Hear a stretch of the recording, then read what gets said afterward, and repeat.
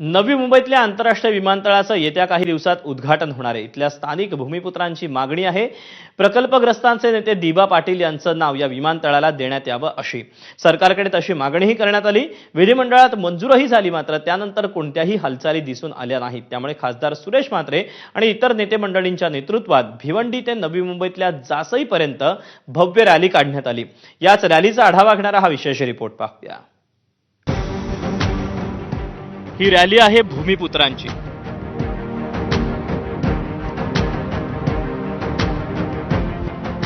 नवी मुंबईतल्या आंतरराष्ट्रीय विमानतळाला दिवंगत नेते दिबा पाटील यांचंच नाव द्यावं या मागणीसाठी ठाणे नवी मुंबईतील भूमिपुत्र रस्त्यावर उतरले।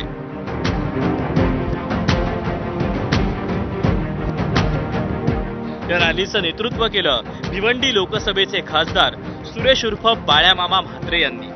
ठाण्याच्या भिवंडीतून निघालेली ही रॅली संपली ती दिबा पाटलांच्या जन्मगावी जासईमध्ये। एक आठवड्यात जर नोटिफिकेशन आलं नाही तर पूर्ण ठाणा, पालघर, नवी मुंबई आणि मग मुंबईचा काही भाग हे कम्प्लीट आम्ही बंद ठेवू। कम्प्लीट ते एक आमच्या सरकारला काय बोलतात मेसेज असेल, बरोबर आहे। त्याच्यानंतर सुद्धा नाही झाले तर मग लाखोच्या संख्येने विमानतळाला 2 दिवस अगोदर 30 तारखेला उद्घाटन असेल तर 28 तारखेला विमानतळाला घेराव घातला जाईल आणि लाखोच्या संख्येने लोक असतील, मग धावपट्टी पण उतरवलं लागतील चालेल। नवी मुंबई विमानतळाला दिवंगत नेते दिबा पाटील यांचं नाव देण्यात यावं यासाठी याआधीही अनेक मोर्चे काढण्यात आले, आंदोलनही करण्यात आली। त्यामुळे राज्य सरकारनं विधिमंडळात विमानतळाला दिबा पाटलांचं नाव देण्याचा ठराव मंजूर केला। त्यानंतर केंद्राकडे तसा प्रस्तावही पाठवण्यात आला, मात्र त्यानंतर सरकारकडून कोणत्याच हालचाली न झाल्यानं सरकारचं लक्ष वेधण्यासाठी स्थानिक नेते आणि भूमिपुत्रांकडून ही भव्य रॅली काढण्यात आली। चांगल्या लोकांचा प्रतिसाद आहे आणि सर्व पक्षाचे सर्व नेते मंडळी आलेले आहेत आणि आता आम्ही घेतल्याशिवाय राहणार नाही।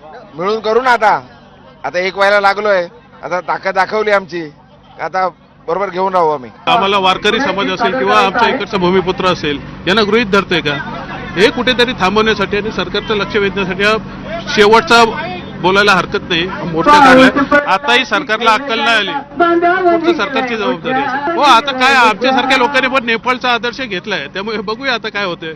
अजूनही आम्ही का भिका मागतोय का? एक आमच्या अस्मितेचा प्रश्न आहे, तोही तुम्ही मार्गी लावत नसाल तर बघू आम्ही। नवी मुंबई, ठाणे, पालघर भागात दिबा पाटील यांना मानणारा मोठा वर्ग आहे। नवी मुंबई विमानतळ प्रकल्पग्रस्तांचे ते नेते होते, त्यामुळे या रॅलीत मोठ्या संख्येनं स्थानिकांची उपस्थिती पाहायला मिळाली।